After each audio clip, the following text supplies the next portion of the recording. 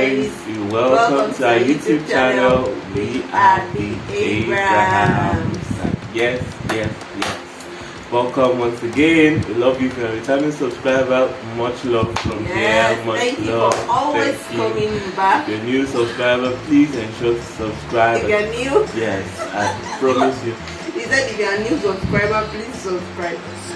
Oh, excuse me. If you're new here, please subscribe. I mean, there are lots of fun stuff, inspiring stuff that you get things on really bless you. on our video reel.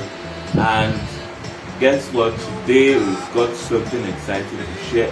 Actually, in a few days' time, it will be our 1 year anniversary, and we've got loads of exciting stuff packed up for you. So consider this an early awareness of something. Like, we just want to talk about something to do with marriage and what's like. And please, if you've not seen our previous video on our game show and the videos on the other instructive and everything, so please ensure to go and see, like and comment to make sure and hit the notification button too, so that you can know when new videos. Yes. So babe, what's it today? So today we are talking about this very interesting topic about in-laws. In-law. And it's a topic that many people perhaps maybe don't want to hear or want to hear, whatever it is, depending on your experience, right? Or what you've heard or what you believe about it. We're talking about in-laws and their influence in marriage, and it's really valid. In-laws influence in marriage. You know, people, a lot of women particularly shout a lot. My mother-in-law is doing this, my sister-in-law is doing this. There was even one that somebody was sharing with me on WhatsApp, like a couple weeks ago, that the woman on TikTok had come out to say her brother-in-law came to beat her in her house. You know, her face was swollen, everything. She had to be hospitalized and everything like that. So we want to bring a perspective to this in-law issue today. And the perspective we want to bring to it is the perspective that says that personally we believe that many people don't have in-law issues. What they have is weak spouses. So I wrote on my Facebook, I think sometimes last month, I think it was even on WhatsApp. I wrote it first, then later I wrote it on Facebook. I said that in my opinion, people don't really have in-law issues. What they have is a weak spouse. What they have is a weak spouse, and that is really what we want to discuss today. That is the dimension we want to discuss it today. So babe, what do you really think about the factor? Now what I mean by that, I think maybe what I should explain what I mean by that. What I mean by, in my opinion, people don't really have in-law issues. What they have is weak spouses, because I believe that when two adults are coming together in marriage, note my word, two adults are coming and who is an adult? An adult is somebody who knows right from wrong, who is able to make decisions. So like I wrote there, I said that the hallmark of adulthood is responsibility. The ability to take responsibility for your life and for somebody else. In fact, that is even more qualified somebody to say, I want to go into marriage. You as a man, for instance, the ability to know that, okay, you can now take another individual. Some people cannot even coordinate themselves. Not to talk of bringing somebody into their space. Do you understand? So it's not just about the length of age. No, not necessarily. So that ability to be responsible, to be responsive towards someone. And I believe that that's what the Bible captured when it says the man will leave his father and mother and be joined to his wife, meaning he will take responsibility for his wife, right? And they two will become one flesh. Do you understand? So I believe that when spouses set the right boundaries, in-laws would not really be an issue. I believe that marriages, or in cases where there's extreme in-law interference in the marriage, it's really dependent on the spouses in the marriage. Particularly, for instance, if it's coming from the man's side, then it's more dependent on the man who is not able to set the right boundary with his family. And if it's coming from the woman's side, then it's likely dependent on the woman who is not able to set the right boundaries. And until you're able to do that, I really don't see the reason why you are even going into marriage in the first place. You understand? I see the angle you're talking from now, and I get you 100%. That's totally correct. It's very important because the person you quoted just now said that, and date swing shall become one. Not date swing, or not the two of them with in companionship with family members, or with one extra person that they used to join. But no, it's the two of them. They are making a completely different unit that is supposed to stand alone on its own, without unnecessary interference from whatever it is, family, relatives, and the like. So whoever amongst that union permits external interference, undue external interference, is breaking that rule that say the two of them shall become one, not in addition with any other person. And I also see this as an issue that can be that is actually from a foundational aspect, because when people come into relationship, you probably notice these things. Yes. You probably notice these things, and if you don't forestall it on time, or if you don't, you not try to correct it, or you run. That's it. I think you should. Okay, let me say this thing. There's this thing that people often say, or I've heard a lot of people share it in their experience, and if it works for them, fine. But in my opinion, I've heard many people give the testimony that, when they went to their mother-in-law did not like them. They had to do this and this for their mother-in-law to like them. There are even Christian movies to this thing, respectively so. I beg to differ. There's one Christian movie where the lady had to write a letter to her mother-in-law and then beg her mother-in-law. Excuse me, sir, that is not my work. It is not the work of the person you're bringing home to make your people like them. It is your work. That you are bringing them home. It is your own work. And I know that this is not a popular opinion, but trust me, this is the way of peace. If I come to your home and your people don't like me at all, I have no business forcing myself on your people to like me. It's not my work. I give you some time. If you're able to convince your people into liking you, that's fine. Otherwise, either walk away, because I don't like drama. You see, Yorubas used to say an adage. I will say it in Yoruba and I'll interpret. They said, "Oko buruku she ni, amo ano buruku ni o she ni." Meaning, you can have, I don't agree, but the literal translation is that you can manage to have a spouse that isn't good, but you can't manage in-laws that are terrible. I think I've heard the English version of that somewhere too. So you get, and I know we're translating it correctly from the English version, you understand? So this mentality that you now bring your girlfriend or your fiancé home, for instance, to your mom, and then your mom or your dad or your brothers or sisters, they don't like her. You now begin to tell her, like we watch it in Hollywood, make them like you. Excuse me, sir, it is not my work to make them like me. That is your work. It's the truth. What is she going to do? Exactly. To make them like you? I mean, first impression is already created. There's something you should have. Before I even met my mother-in-law, she has been calling me on phone very often. And I can boldly say that my mother-in-law calls me more than my mom. It's the truth. It's just that I'm not that kind of person that talks to someone every day. So sometimes I'm wondering, oh God, what happened now? Why is she calling me all the time? And really, she's not calling to check up on me. That's just a nature. You understand? She calls me, and she's been doing that long before I even met her physically, like one-on-one. Do you understand? So there's a disposition that you carry this person that you want to marry. There's a way you carry this person you want to marry. There's a way you carry this person. It's like when you're coming with gold. There's a way you present gold to someone that they know that this is precious. So there's a way you present this person you want to marry to your spouse in such a way that they know that if they really like you, they have to like this person. You don't leave them with any option. And in the case where they don't really like this person at the end of the day, then it is two of you standing together to agree on what to do. It's not one person fighting the battle. It's left to you. You have to find a way like for my mother to like you. And then ladies, they give you that kind of ultimatum, and then you're running letters to her and saying, my mother-in-law, this woman don't want me to marry her son. The person you're marrying is not a man. Because for how long would you continue in that situation? Yeah, and that is the foundation of plenty rubbish. Now. If you guys are going to get together, both relationship-wise and marriage-wise, it's the foundation of plenty rubbish. Because first of all, you have not set a boundary.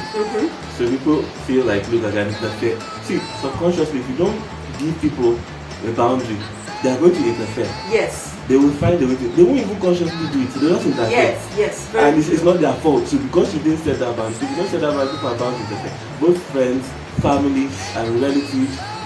But once you put your feet down, subconsciously it will also register to them that this person knows his boundaries and is telling me that I shouldn't exceed his boundaries. Exactly. So that if that doesn't happen early enough in the relationship, a lot of things are going to happen later on in life, in marriage, that will point to that small margin of error that was left out. This is the reason why many marriages are crashing. Really it's one of the major reasons why marriages are crashing, and it's something you should trash from the very foundation of your relationship, just like my husband said. While we were in a relationship, my husband is a very comely person, very gentle, doesn't, that kind of person. He's very likable. You understand? Most people around him will say, bro Toby in church and work, Toby this and that. Do you understand? But when I met my husband, one of the first things I told my husband, and it's right here now, you can testify, was that I like the fact that people like you and everything, but I also want a man who can stand on a decision, and when he stamps his foot on the ground, that is it. And as I eventually began to know my husband just smiled because he was looking at me, this lady, okay, no problem. You know that part. Even though I don't remember this after when you said this now. I don't remember, but okay, I'm listening. I actually did. I did. I will look in my archives. I actually did. But as time, in fact, we had a discussion about it, and you told me that, you see, just because you told me something that it's not every time that we have to choose our fight. It's not every time that we, it's not every battle that we but it fight. doesn't mean that when you stamp your foot about a particular issue that you are joking about it. Okay, yes, we had that conversation. That was before, well, maybe early in the relationship. Yes, early in the relationship, very early in the relationship. Because really, I don't know what some people do in their relationship. These things are a foundation, and they seem to just make it look like, why would I be bringing this kind of thing now at this beginning? I don't want to spoil things. You better spoil things now so that you can save your head. Yeah, very true. You've got to scatter it to the beginning. Yes, so let everybody know where they stand. Let your relationship, your partner know where you stand. Exactly. And you know where your partner stands. Know that both of you can actually work in this journey together. Amos 3:3 says, "Can two work together unless they be agreed?" One of the ways to know that you are agreed sometimes is when you troubleshoot issues. Then you can know that we are going in this same direction. But as I got to know my husband, hey God, it's a very simple person, but when he stamps his foot about something, hey, you will know that this one is a man. Do you understand that kind of thing? So I felt secured in that kind of atmosphere because I know that this one will be able to set boundaries. He would be able to bring caution, whether even in our immediate family, children, even you yourself, sometimes you want to just go your own way. Do you understand? And you should also marry a woman like that too. Yeah. I was even going to say, I remember when we were getting married, there were some issues in my wife's, of course, the marriage takes place in the lady's family, maybe hometown or family house. So, and there were lots of family issues. She's got lots of relatives. I mean, I've never seen a family with so long a family. My dad alone, nuclear family, my dad alone has like 9 or 10 brothers. Oh boy, that family tree is very long. Yes, 10 like my family has a whole street to their name. In fact, like 2 adjoining streets to our name in my hometown, and everybody there trusts me. It's actually my family. So I mean, there was all sorts of things, and I was still going to ask you this question, but I'm going to ask you. There was all sorts of things. Everybody said, it's our daughter is getting married. Okay, why don't you do it like this? Why don't you do it like this? I mean, babe, so that I said, look, it's me that's getting married. It's my happiness that is involved here. It's not your happiness. It's not your peace. It's my own happiness. So you have to go to decide whether it's your own happiness. I mean, she told her parents, you got to decide whether it's your own happiness that you want here or it's my own happiness. It's not you that's getting married. I'm the one getting married. There were times where, and honestly, in all of this issue, my husband did not need to come into the picture. Yeah. Ask him. He's seated here. I have to say that. When it has to do with my family, he didn't need to come into the picture. Like, I stood my ground, and it was same thing when my sister was getting married. We, the sisters, were the ones who took our ground about this is what we want. The things we didn't want, we made it clear. You see, those people, my sister's husband, my husband, they said they didn't have to necessarily step into the issue because this is my family. I should be able to deal with issues coming from my family without it getting to my spouse. That's what makes me an adult. Yeah. Really, because really that means I'm a baby getting married if I can't even undo the issue with my own family.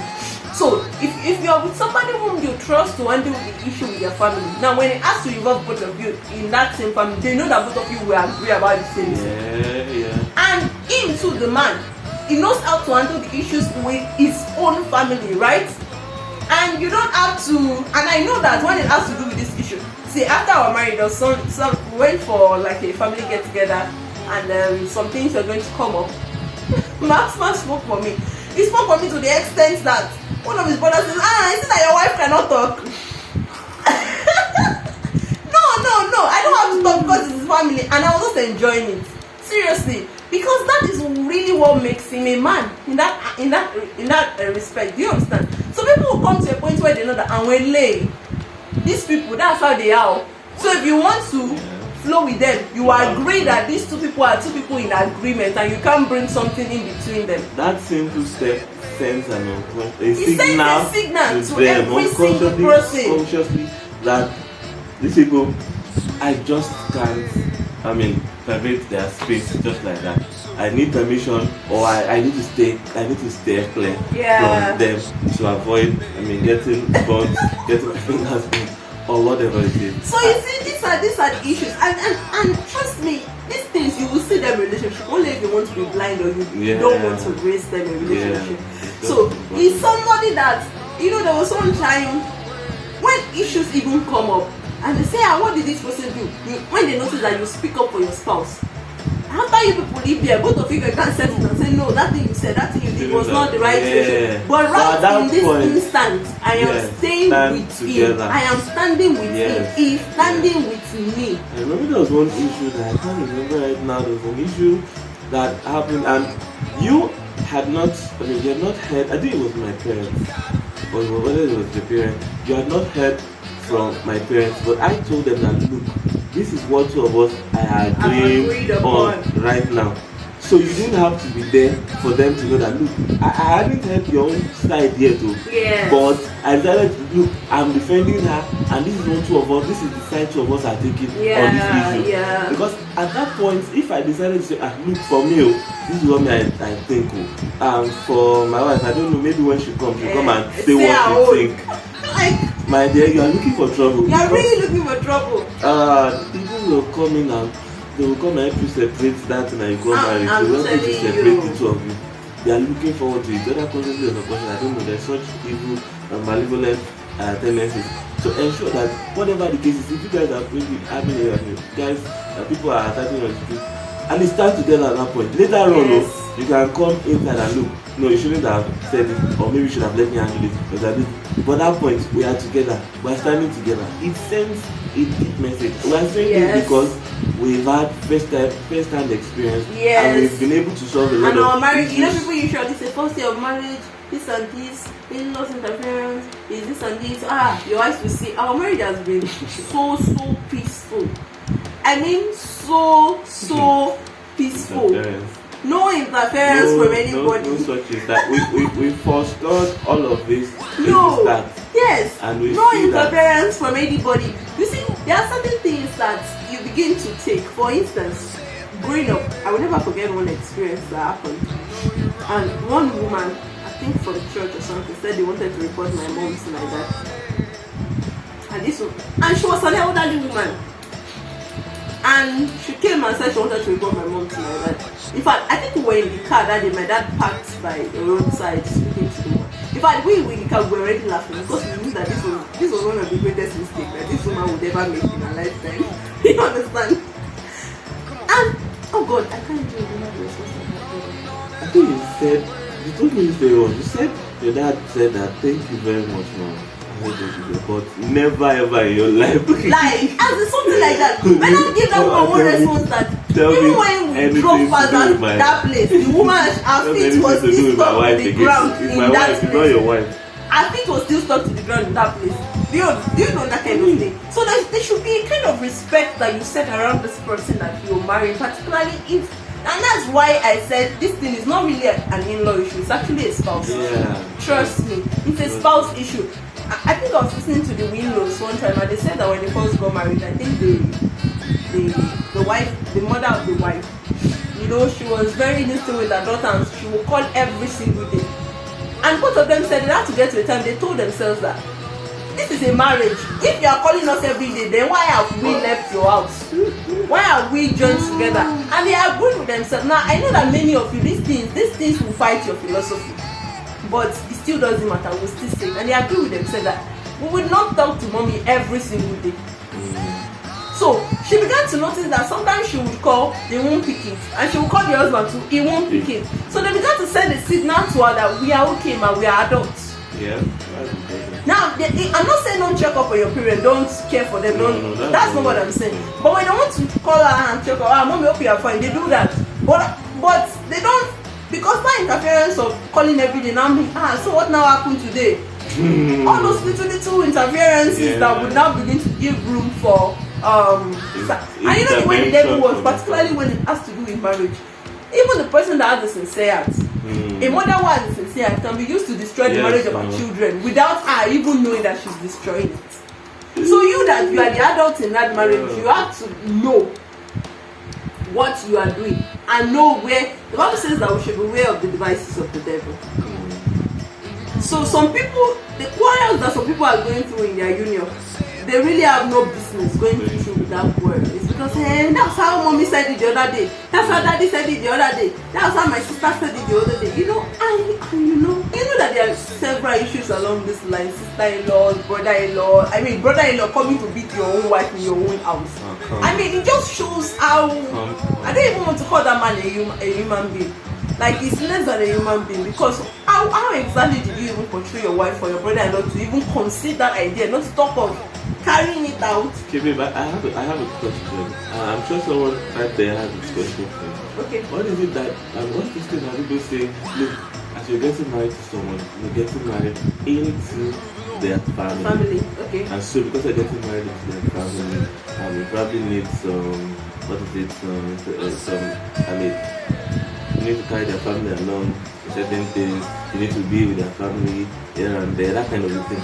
What if you got married? That's question one. Okay. The second one is, what if you got married to a man that feels highly, or a woman who feels highly attached or indebted to their family, their parents, siblings? I think I'll start the question too.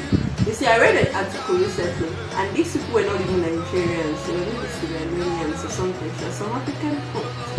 But they were not Nigerians. And the woman was sharing a story. She said, it was the daughter sharing the story.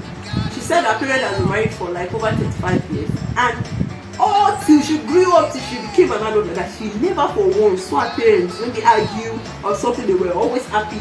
So at that age, as an adult, she began to contemplate that, was there something that these people were hiding? So she had to now call both of them and say, I really want to discuss something with you. What exactly, would you say that there was a point in your marriage where things were hard? Because I never saw both of you, and I don't want to believe that there was never a time where things were hard.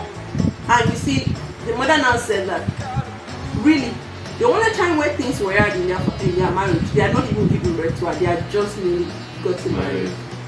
And the mother-in-law was a single mother who had raised the son alone.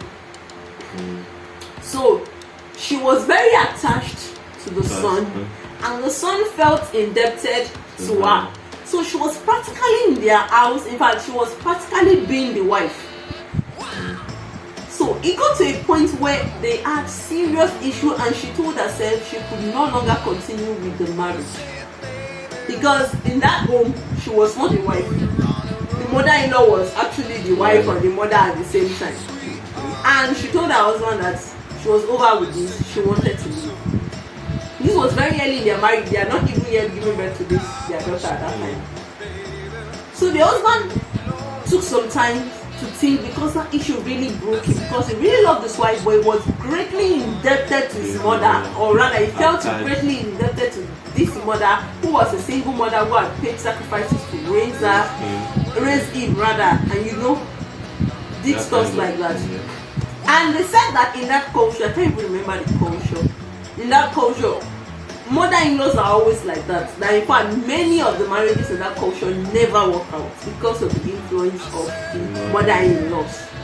They literally stay in the son's home and just become everything. So this man went for some time into recess, thinking, he was heartbroken and everything. At the end of the day, he came back because the option that the mother now gave him was not an option to solve this issue amicably. Do you understand? So there are situations where these issues can be solved amicably, but it wasn't an option. The mother was literally, because she was so convinced that this boy was indebted to her, was literally telling the son, you have to choose between me and your wife. Choose one. There's no solving this thing. So he said, the man had to say, after a while, after a period of thinking over that and everything was out and everything, he came up with the issue and told the mother that I'm choosing my wife. Now they said that was a very bitter thing that tore that woman and his own mother apart. Now, but the question is this: because he tore that woman apart, does it mean that what that woman did was right? You see, one of the ways to be an adult is knowing how to make difficult decisions. Because you can still be my mother, I can still be grateful to you, and you don't have to interfere in my marriage. And single mothers have this thing a lot when they train children, and respect to every single mother out there who is struggling and doing everything. But trust me, your child can never be your husband. No, you know that this is something I've discussed with you before. I'm taking my time to observe single mothers, and I see that the moment women generally have the issue, maybe you got pregnant for someone, whatever the issue was, and that those men maltreated you, they literally pour their attention on the child, but they don't know where to draw the line, because you see many of them, they will not now remarry. Even if the opportunity to remarry comes, they would not remarry, because they will tell you, my child is my everything, forgetting that a time will come when that child will go. So when that child leaves, that aspect of them, that void in them, that they have been using the presence of that child to cover, it will not be very glaring. So the only way they can now react is to react in bitterness. You understand me? They not be to the spouse of that person, because they feel that you are the one taking away this place, you are the person opening up this void again. Not knowing that that void in a person cannot be filled by any person. If you are not old, you are not old. And I know that this is a very delicate issue, but it has to be addressed. So you see a young lady that is just 22 years old, that is just 20 years old, that is just 19 years old, has got pregnant, because I've been exposed to some counseling and everything. I know these things.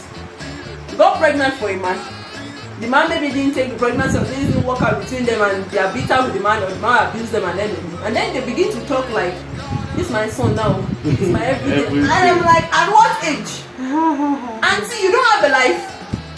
And you see, everything in life, they just relegate everything in life. They no longer pay attention to themselves. They no longer even go for self-development. They just tell you you're everything. At what age? At the age where you can still even reconcile your life, and you can still find a good man to marry you, or if you are not getting married, you can still pursue your purpose, or whatever it is that you enjoy as a person. Do you understand me now?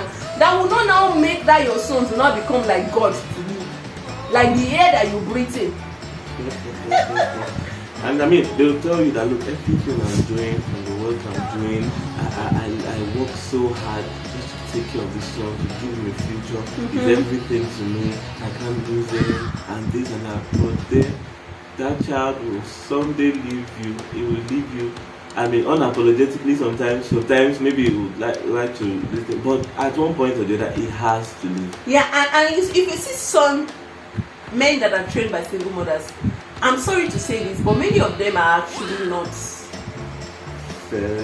responsible men, so to say. Yeah. They don't know how to draw boundaries. They don't know it. They don't even know that they are supposed to draw boundaries because of the way they were not trained to become men.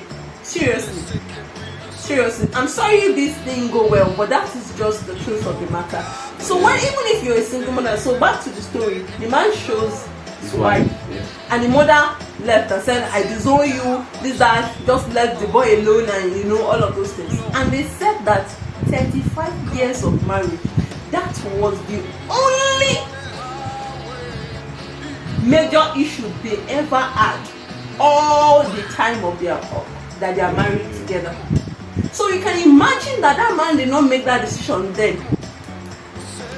That same thing that happened in the first year of marriage will now multiply times 5, times 10, times 15. Eventually the woman will even be. That's where the problem is. It's not going to stop there. Eventually that child that thinks that my parents' marriage, like how do they do it? Like, will not grow up to know that kind of experience. She will grow up to know the other side. And you won't be hearing that story today. Exactly. Now, are we saying that you should discharge your parents? Absolutely not. That's not what we're saying. I'm saying that parents should know that when their children get to the age where they say they want to get married, it means they are adults. You must leave them. And one of the ways that you can leave them is that you yourself, you already find wholeness in yourself. You already enjoy yourself, enjoy your own company. You are good. Yeah. Before now, if my mom comes to visit any of us, she has not, since I've been married, my mom doesn't even know where I live. Trust me. Even his mom. Because they don't really care. I mean, they care for you, but they don't care to like interfere in that. No, you understand? Never. If my mom comes to visit my other sister, we'll be the one begging her. Wait to no, your dad is this. We'll take phone and call my dad. What happened now? We said this woman should. My dad will say it's not my business. She's not coming to do anything for me. But my mom will be using my dad as an excuse just so that she can quickly go back. So if she sleeps overnight like this, the second day like this, she's already said that she wants to go.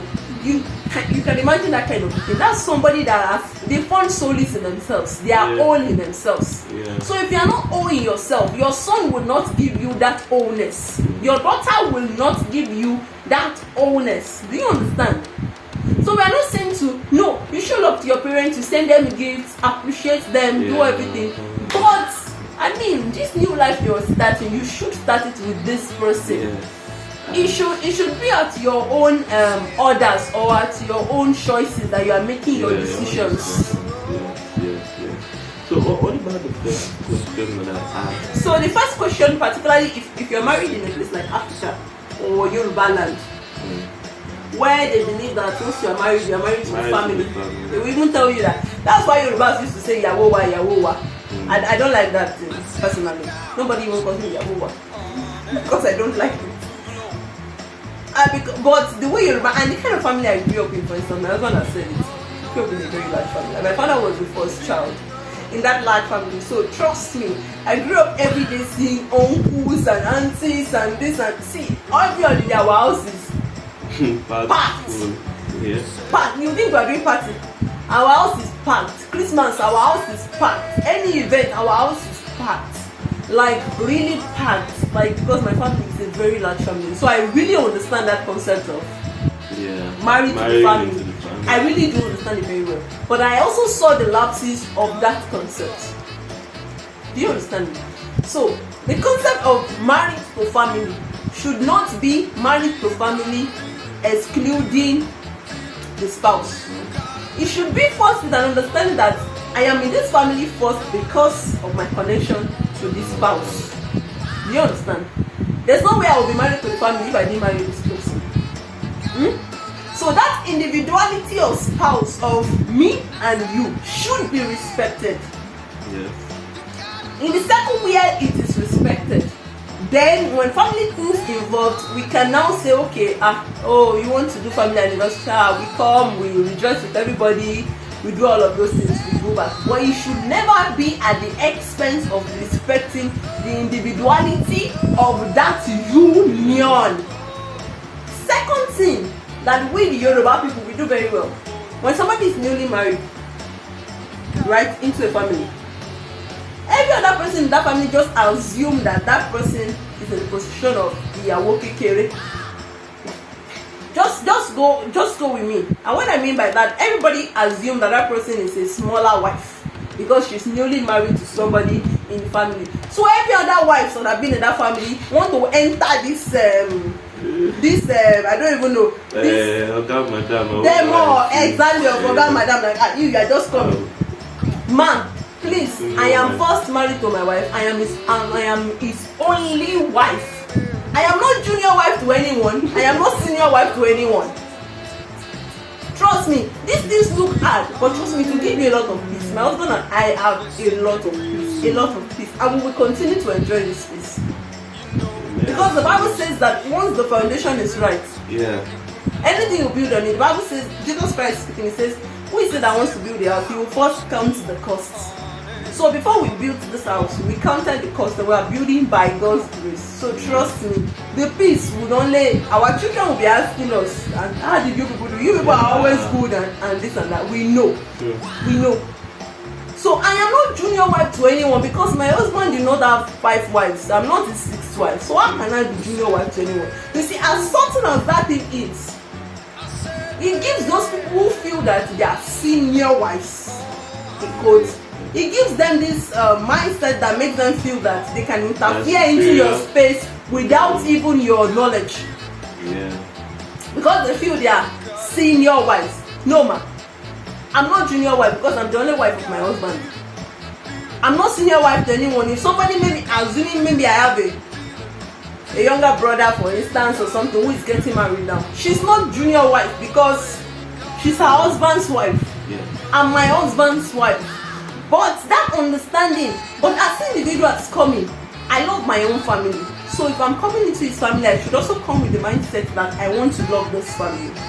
You understand? He loves his own family. So if he's coming into my family, he should also come with the mindset that he wants to love my family. So just as if I say individuals to just people generally, you should not be somebody that is haughty at heart, that just want to hate people, always want to sow a seed. Because some ladies are coming with the mind of wanting to come and sow a seed of this stuff. Discord is not necessary. So once we are peace-loving people, you're a peace-loving person, you're also a peace-loving person. I love your family. I extend hand of pleasantries to them. From time to time, I also let me give mom this gift. You want to go and visit her? Oh, you have not given. Many times you go to visit my mother-in-law, I am the one who reminds my husband, we have not given her something, or let's give her something.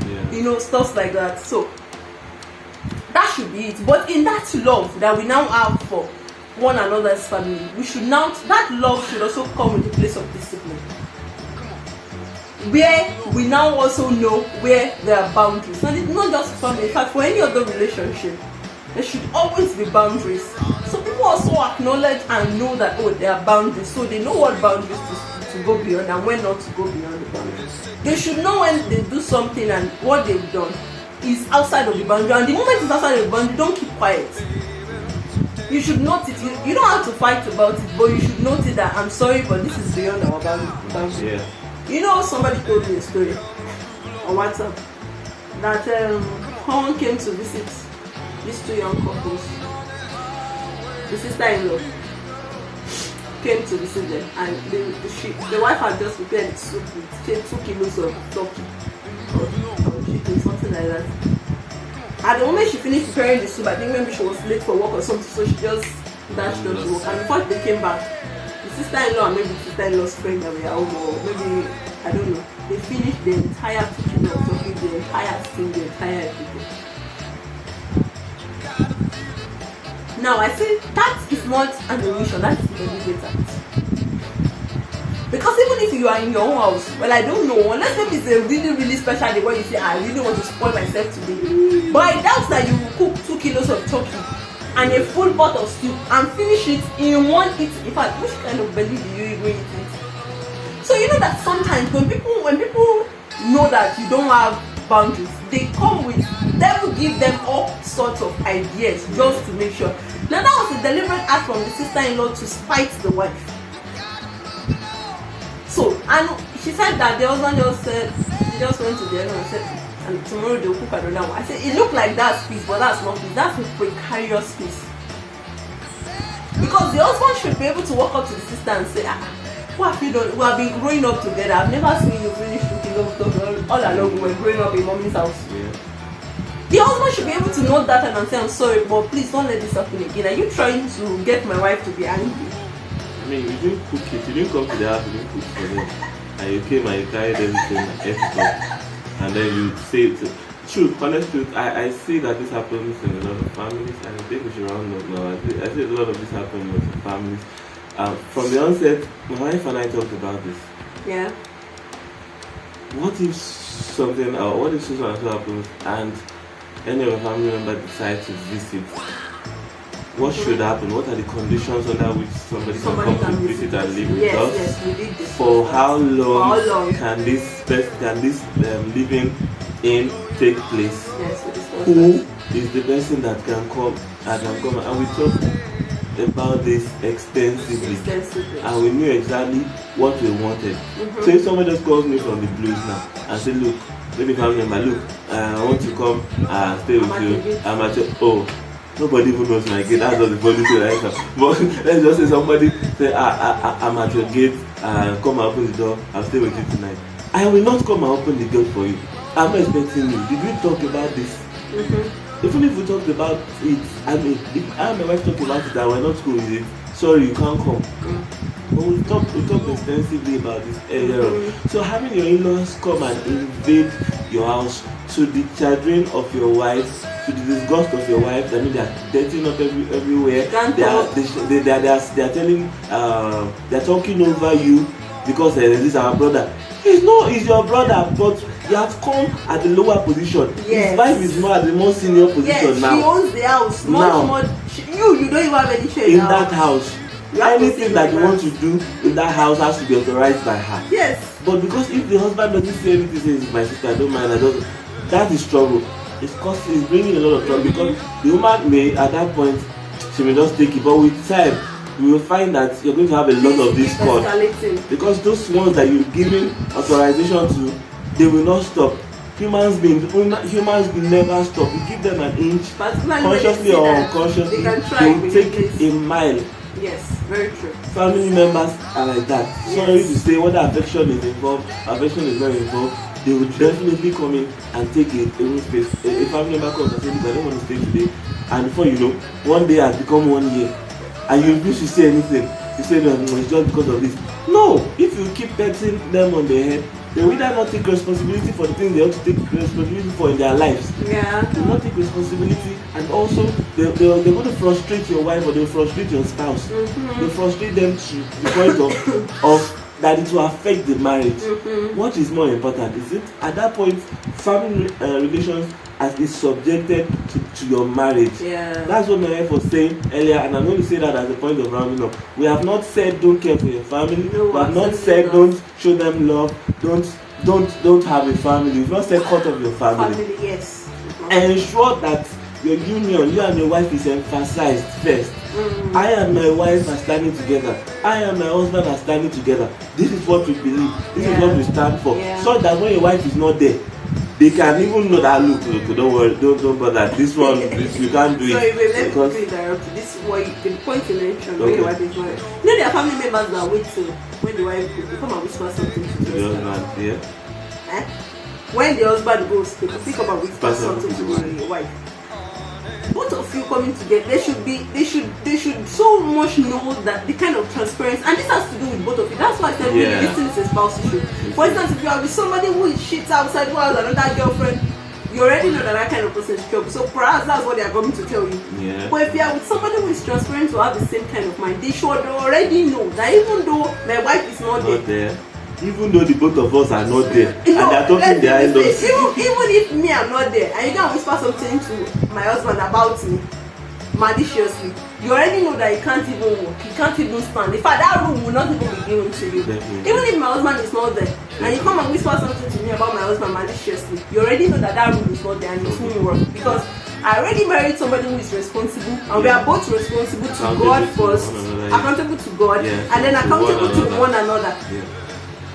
And it's such that even it should be so glaring. It's not something that you hide. That now my wife wants me to go outside and say something. Emphasize it in family meetings. Emphasize it when you are in your mother. It's not fight. it's not. We're not saying carry bottles and carry cutlass. No, we're not saying, as you are saying in passing, it may just even be in passing. And my wife and I, this is what we stand for. And my wife and I, this is what we want to do. This thing. So they know that even when the two of you are not there, they cannot penetrate. They cannot discuss something that they know unconsciously it registers in the human mind. That look, I shouldn't go in this direction because these two people will not agree. They are as one, and that's why God urged Father to come out from heaven and come and find what are these people doing, because in their mind they are already in oneness. They decided that look, this is what we want to do. They said, look, these people have become so your spouse, and even if the two of you are not even if the two of you are not agreed about that thing at that moment, ensure that you're not presenting a diverse front to your family. Ensure that you're not presenting a competing front to your family, because it speaks something and it gives them the ability to penetrate or to take advantage of that. And if they start taking advantage of that, I'm sorry. Your marriage will be upside down. I think I'll just give this to you. You should just for balance. Now, there's a kind of relationship you can end with your in-laws where the in-law this thing is not even there. For instance, myself and my sister's husband, the two of them, I have two elder sisters. The kind of relationship I have with them is not really an in-law relationship. My husband can testify. You understand?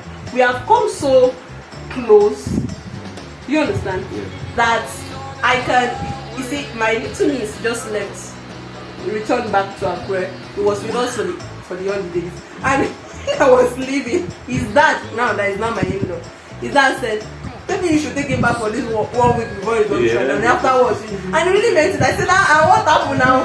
That's the kind of relationship that we already share. You understand that kind of, this is on a individual level now. It's not that, it doesn't carry that caption of in-law. When I wanted to start, I recently started business, and just when I was about to start, one of the first persons I discussed business with was my immediate elder sister's husband. I told him, I need money for my business, so what can we do, this and that. Because I have that mutual respect for him, he likes me, I like him. You know, we already have that kind of relationship that is not just in quotes, in-law based. Do you understand? And so I can tell him, I need money, I'm broke, you understand that kind of a thing. Now that has translated beyond in-laws. It has come to a point where these two people not sure a good relationship because there is a mutual respect, not because you are disrespecting them, just talking to them anyhow, and you expect that they will have a relationship with you. So it still even bothers down to what we said before. Do you understand? So there's something like that. And then the second thing is in the issue of reporting.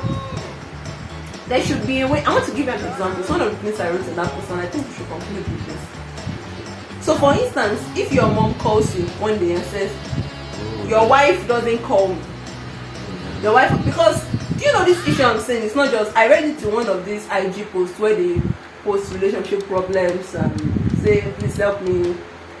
I read it there. That her mother-in-law called her husband and said, and then the husband has been fighting with her ever since, and that she is the one who always calls this woman. That in fact in the marriage she has never called her. And I'm wondering if that is really possible, because the number of times my mother-in-law calls me is much more than the number of times that my own mother calls me. Like seriously. So that kind of scenario where you as the mother-in-law don't even know that you're supposed to even call your daughter-in-law, but you're the one now reporting her that for not calling. Now the first thing is the fact that she's even able to report. It means that they already see a lapse between the two spouses. Seriously, trust me. Because if your mom now, the example, now reports your wife that your wife doesn't call me, she's not a good business. Tell your mom-in-law, your mother right now, there. Let it be subtle, but let it be very fair and said, Mom, maybe her name is Joy. Joy is also your daughter. Have you tried calling her? You see, as subtle as that message that you passed across, you already passed the message to your mom that I don't tolerate you reporting her, and I don't want there to be any breakage. You know, some mothers are just so. What is it now? That's so. I mean, they hold on tightly so much to the affection of their son that they're like, look, I'm telling you this so that you can do something about it. Let me go and fight your wife. I don't know. Is it for peace or for trouble? In the bus. She's your daughter. Mommy, she's your daughter. You two call her. Mommy, maybe she was busy. I know my mom sometimes say like, your wife, I'll call her. She will not pick. Sometimes, I say, Mommy, she's probably at work or something. Maybe you can call her another time. Or what do you tell me to do? I should call her, I should carry my phone and I should call her and say, Mommy say you have not been calling. Then why have you not been calling? And Mommy, call her back. She's not angry with you, she's not offended with you, she's busy at work, she's busy here and there, and it's like that. She'll go back, she'll pick her phone and go back and call my wife, and then she and my wife will talk, and she'll find that okay, there was nothing there to start with. Exactly. But if I just taking it and look, babe, why would my husband has never told me that Mom still reported you that you didn't call. Don't communicate to your wife like that. That's why you're a man. You should have wisdom. I think there is this, sorry to cut you off. It's this patriarchal system in the home that the husband feels like he's in charge of the wife, and because in charge of the wife, anything he wants, the wife has to do it. Okay. So why didn't you call my mother? My mother was this and that, and that kind of system. Gentlemen, it's true that God made the man the head of the home, but it didn't say that the husband should control. Exactly. He should control everything the wife is doing. No. She has a mind. It's just when it comes to decisions that are concerning life and destiny purpose, and a middle ground cannot be. The man can at that point be to and say, okay, this is what we should do. This is the direction that we can take. That's what leadership is about. It's not about imposing your views, imposing your beliefs, imposing your whatever it is on your wife, and your wife becomes to say, I am not that kind of a man. That's not the kind of man. Do you know that? Just like what you said, that your wife also have. Do you know that if you meet people that are very, very cunning, there's a subtle way where your mom, your sister, your brother can be doing something to your wife that you're not aware of. And it might be the reason why your wife is reacting the way she's reacting to them. I have had first-hand experience of this. Where I was in a place and somebody said something and the person was around. The moment the person left, the person who was an in-law said something else to the wife. So, you don't know why your wife might just, you know that you married a loving person, for instance, you know that she's peaceful, she's just off about your family. You just say, no, calm down, find out what is happening first. There are situations where, when the moment the man steps out, the mother-in-law says something to the daughter-in-law that is very bitter, but they won't say that thing in front of their son. And the woman will probably not want to say that kind of thing to you. So she keeps it in her heart and it's affecting her reaction or relationship with your family. You have to be a wise man enough to see what is really happening. Really check what is happening. Don't just say, I'm the man, I'm this and this, I'm that and that. That's where we see some men that rely on Judah in their house, but when it goes to the family house or when it has to do with his family, say that's my wife, talk to her. No. So that kind of thing. So you don't. So if you begin to see your wife act like that, strangely towards your family, you push it first. You see, in anything, first the conversation. First have a conversation, and you should have created an atmosphere between two of you that begs for sincerity, such that your wife can say this and you not say, are you not reporting my mother to me? There are many women who go through that situation. The man has just stepped down and then the mother-in-law told him, you are now a male goat, you cannot give birth in this house. Yes, and the woman would not even know how to, and because of that she will see that she doesn't want to go to your family, she doesn't want to have anything to do with them, and you are just shouting and saying all these women that want to kill their mother-in-law. It's not every woman that wants to kill their mother-in-law. What exactly is what response is she getting from the other side? You cannot be pouring poison inside somebody and you expect the person to react. If the person reacts to love, it's because of God's spirit in that person. And in fact, the time will come where the person will have to draw the boundary in spite of God's spirit. Do you understand? So not that your mom or somebody call you and say, the reporter needs to be. No, there should be a way you can communicate to your wife. Babe, if you're trying to call mom in the past few days, maybe you should just check up on her. Or bring your phone, let's talk to her. There should be wise ways that you can go about things without them escalating, without it getting between you and your spouse. Hey, we said enough. We said more than enough. We didn't plan for it to be this long. But I guess this is one of our longest videos in a while. So We're sure this blessed you. Yes, we are sure. Make sure you share this video with your It friends. feels hard. A lot of persons because they need to hear it, and please don't just hear a portion and leave the rest portion. Yes, make sure you hear to it listen to the to the end. entire thing Yes. so that you can get the full scope of what we are trying to communicate. Yeah. Yes, once again, our anniversary is in a couple of days. Watch out for lots of exciting stuff. Watch out for lots of exciting stuff. At this point, we need to go now. Alright, guys. Yep. See you another day. Till next time when we come your way. And We are the the Abrahams. Abrahams.